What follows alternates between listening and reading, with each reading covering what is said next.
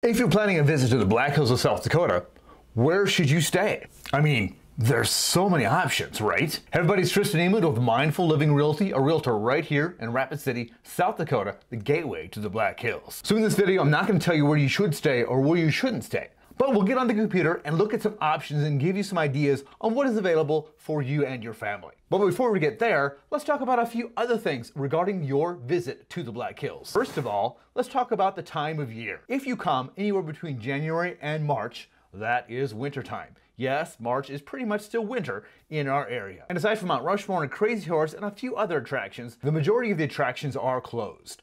Now, if you love winter sports, it's a great time to go snowmobiling, to go skiing, to go cross-country skiing. So many things you can do in the Black Hills in the wintertime. But if you're looking for that family fun vacation, going to see everything, wintertime is probably not the best time to come.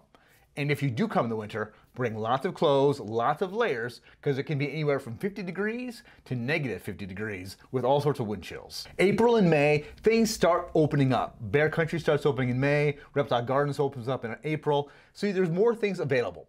But you never know what the weather might be. Last week we had a foot of snow. It's 80 degrees today. You never know what the temperature is going to be, so pack a little bit of everything. In May, temperatures start getting to be 60 and 70 degrees in the day. If you're planning on camping in May, temperatures could get down to 50, 40 degrees in the middle of the hills at night, so bring the appropriate clothing for that as well. And just because it's May doesn't mean we might not get another spring snowstorm. On Mother's Day, we've been boating on the lake, and we've also been making snow chairs out of the 3 feet of snow that just dropped. June, July, and August are of course the busiest tourist season. Memorial Day to Labor Day is really the full tourist season. That's when everything should be open in the Black Hills area. June can often be our rainiest month, so make sure that you're prepared for that. The summer really starts heating up in July and August. And since the Black Hills is the home of Mount Rushmore, July 4th is kind of a busy time around here, as is the first full week in August. The Sturgis Motorcycle Rally is in full swing, starts the first Friday in August, runs that entire next weekend. We get hundreds of thousands of bikers coming to the area, staying in the campgrounds, traveling all over the place. So be aware of that when you make your travel plans. Temperatures start cooling down in September and October.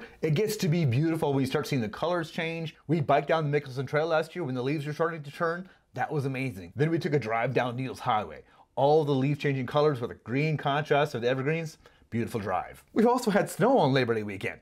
It's usually gone in the next couple of days, but it happens. A number of the attractions also stay open from September through October, but in November, winter starts to kick in, we start kicking into holiday season, and things start to close down, as well as the temperatures start to drop considerably. November, December, wintertime in the Black Hills, kind of like I mentioned with January and February, except you've got the added benefit of Christmas. There's so many other winter events going on as well, so don't miss the opportunity to come during the winter, but just understand what you're getting yourself into.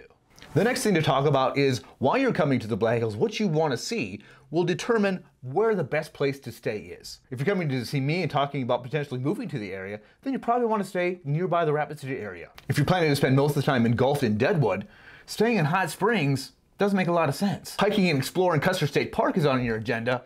Staying in Spearfish doesn't make a lot of sense. And if you want to go see everything, the more central you can be, kind of maybe the Rapid City, Hill City area, is probably the best bet for you, so you don't spend all the time traveling to and from. To give you a better idea of what I'm talking about, let's jump into the Black Hills on the computer, and we'll talk about the different times. So if you're in Rapid City, you can be half an hour to Sturgis, it's about an hour to Spearfish, about an hour to Deadwood as well, from Rapid City.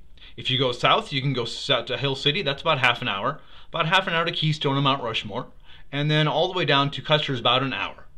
You can also be in Hot Springs in an hour by taking Highway 79 here, all the way down to the east of the Rapid City to Hot Springs. Note that it's also about an hour, maybe a little bit farther to the Badlands. If you wanted to do a day trip to the Badlands, that would be easiest from Rapid City. And over here to Devil's Tower, which is a popular place to visit, 2.5 hours from Rapid City. Now, of course, this is taking the main highways, Interstate 90 going up, 79 going down. But if you're in Hot Springs, it's 50 minutes to get up here to Custer. From Custer to Hill City is about 20 minutes, but then it's another hour-ish from Hill City to Deadwood, and then another 20 minutes from Deadwood to Spearfish. And this Highway 385 is a windy 2-lane road, not a lot of room to pass. So if you're following a slowpoke tourist T on a scenic drive, it might take a bit longer than that. If you're planning on spending your time in Deadwood, even saying Spearfish, Sturgis, that'd be a pretty decent place to stay in this area, to not be too far away from your main destination. If winter skiing and snowmobiling is your thing, lots of activity here up in the Northern Hills. Deadwood and Lead are the places to stay there as well. If you want to go see everything, staying this Rapid City, Hill City, Keystone area will probably be perfect for you to be able to go see everything and still be within an hour's-ish drive from all the different attractions. Custer State Park is right here. Staying near Custer is a great place to stay if you want to be immersed in the Custer State Park.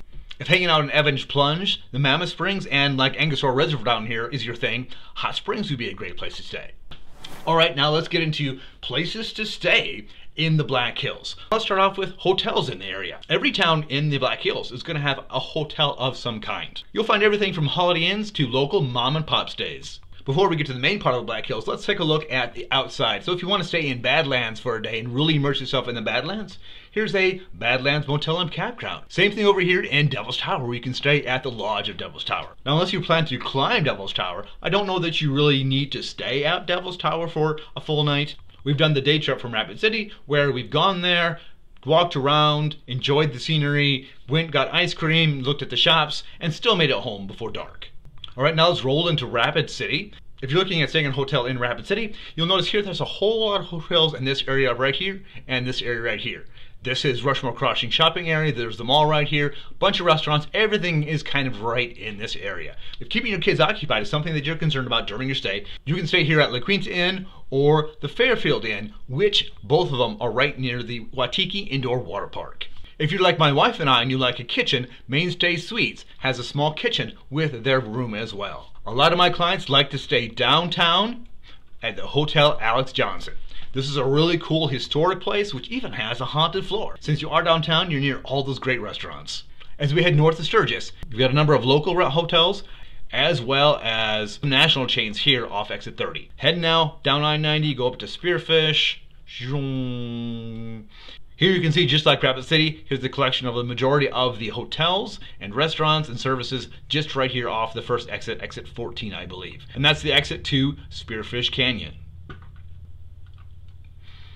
If you want to stay near Deadwood, I mean, you've got options. But why stay at the Travel Lodge when you can stay downtown here at the Bank Hotel or Deadwood Mountain Grand? A lot of great options for you here in Deadwood, even over here in Lead, where you've got this cool Town Hall Inn downtown, as well as the Hampton Inn on top of the hill. Now we scroll down to Keystone.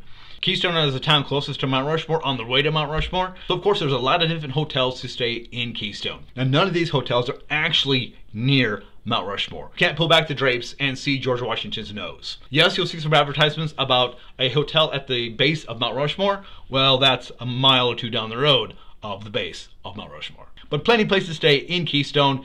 Very busy tourist town, lots of touristy shops, 1880 train, and a number of different activities there in the Keystone area. Running over here to Hill City, you've got the Comfort Inn. I think this is the Holiday Inn right here. You've got Holiday Inn Express and Super 8s. You've got a number of different options here in Hill City as well. Scroll down to Custer. Custer has the national chains at Super 8, and I think this is the Comfort Inn. But also I've heard good things about, which is the Rocket Motel, which is kind of one of those mom and pop ones I was talking about. And then all the way down to Hot Springs. I've had clients stay at the Stay USA Hotel and Suites, and it seemed to be okay.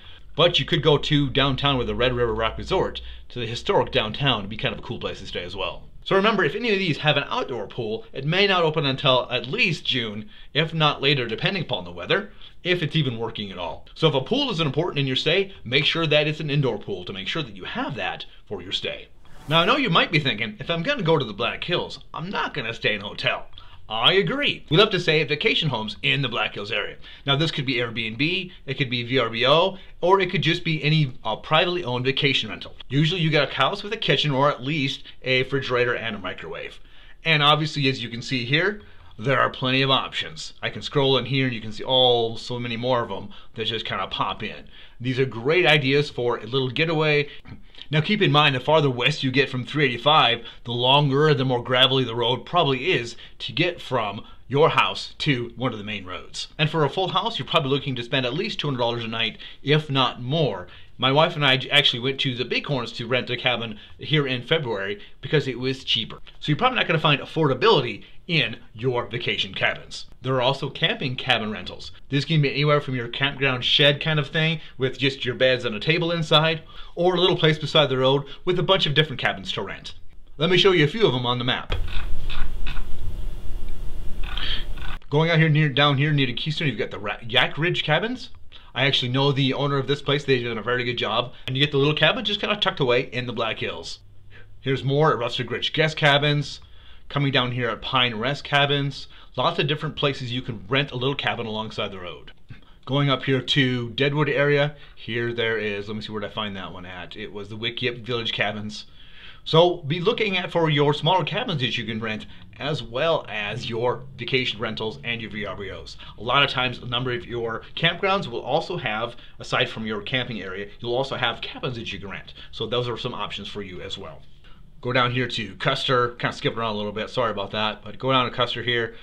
You've got Gold Camp Cabins, and then kind of rolling into town here, this cool little place here, some bungalows in town. So have your own little cottage cabin experience in Custer, South Dakota. Another really cool Black Hills option are the lodges all around. So you've got Spearfish Canyon Lodge, which is amazing. This is a great place to stay, especially if you're a snowmobile. It's kind of snowmobile heaven up in there. Go down here to the going down here to Custer State Park. You've got League Lake Lodge. You've got Bluebell Lodge, and of course, who wouldn't want to stay in the beautiful Silver Lake Lodge? Have horses? We got a bunch of horse camps around here too. French Creek Horse Camp. We got the Hell Canyon Horse Camp. A lot of different options for you and your horses if that's what you're coming to the Black Hills for. And finally, going to the Black Hills, you gotta go camping sometime, right? Whether you want to go tent camping, whether you have an RV, a pop-up camper, or you want to rent one of those cabins that I was talking about earlier. Lots of options in the Black Hills National Forest. However, let's talk about the 3 different campsite types so you know where to find what you're looking for. These are privately owned businesses on private land in the Black Hills area. These are the campgrounds like Elk Ridge Campground, or Three Forks Campground, or Heart Ranch Camping Resort. If you go up to the Deadwood area, you've got Hidden Valley Campground. Most of these campgrounds have everything from tent camping to RV camping to a store to cabins. Now the next place is within the Black Hills National Forest. With the campgrounds there, you've got to go to the National Service website and reserve your campground there. So you can see here the different campgrounds available. The very popular ones such as Pactola, Sheridan, Horse Thief Lake, a lot of different campgrounds that you have to go to this site to reserve. Now the Forest Service campgrounds tend to have a few less services than the private ones. They might not have electricity, they might have just pit toilets, those kind of things, but hey, you're hiking in the woods. Then if you plan on camping in Custer State Park or Angostura Reservoir, you got to go to the South Dakota State Park reservations. A whole separate entity just to make it fun, right? So you can go to this website, check out all the different places. Maybe you want to stay at Legion Lake, see the different campsites, check out the information about those websites, and reserve it. If you love KOAs, we've got those all over the place too. Whether it's Rapid City, down to Mount Rushmore. This one is pretty cool to keep everybody in tune with a pool, things to do. There's cabins here. I think you can even go on a horse ride trail right from the campground. Lots of cool things here at Palmer Gulch Resort and really close to Hill City, Keystone, even not far from Custer. So you're really right in the thick of things at Palmer Gulch Resort, KOA. There's also KOA in Deadwood, Custer, Spearfish, all the way down to Hot Springs, even Badlands and Devil's Tower. A lot of different options for you to stay at a KOA in the Black Hills. Was that a commercial? That sounded like a commercial. Do I get paid? I know you wanted me to say stay here but don't stay there, and that's something I'm just not going to be able to do. However, let's talk about a few tips when you come visiting the Black Hills area. Now, first of all, we talked about the weather. Always be prepared, bring multiple layers of everything.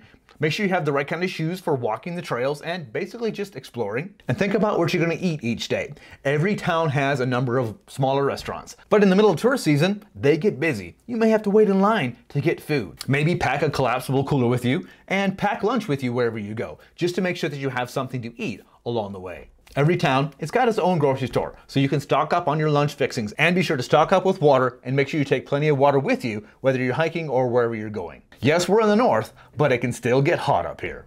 And finally, please have patience. Some places are still having trouble finding some seasonal help, so they're doing their best they can, getting you the food, getting you the services, getting you the supplies that you need. I hope this video was helpful for you in making decisions on where is the best for you and your family to stay in the Black Hills, Rapid City area. Thanks so much for watching. Have an amazing day, and remember, love where you live.